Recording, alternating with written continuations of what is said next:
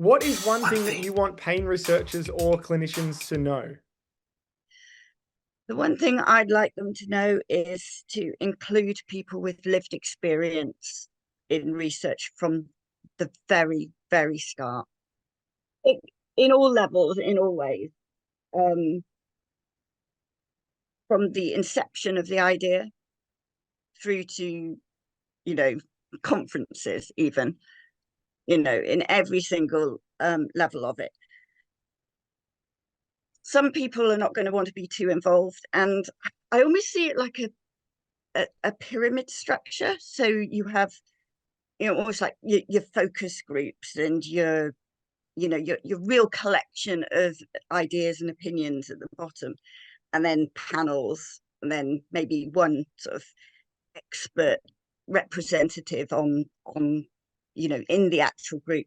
I mean, I've been in groups, and I've been doing the screening of the papers for systematic reviews, and I think if you start to include people from the very thought process of what to research, that's where you get some real richness and real fertile ground, and you start to learn what really matters to people out there who are living with pain.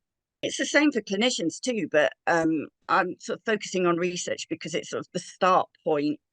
But basically, all it really does boil down to is to listen in all parts of our life with, working with people with pain, because that's where you start to see what really matters.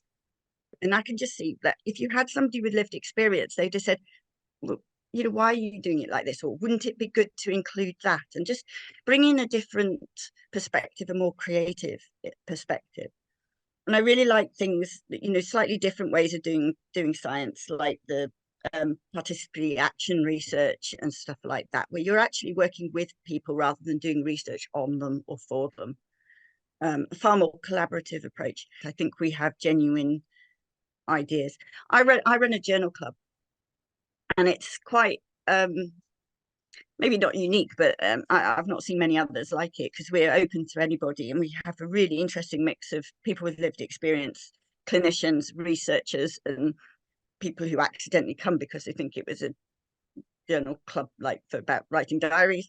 They often stay. It's cool, but the discussions we have, by creating a safe space where everybody's equal and everybody's heard and everybody's listened to, the discussions are so rich and so vibrant, and they really take us some interesting places. And I think it's that kind of vibe that we need to sort of encourage. That's so good. Thank you so much for your time, Niki. We really appreciate it. One thing. Thank you very much.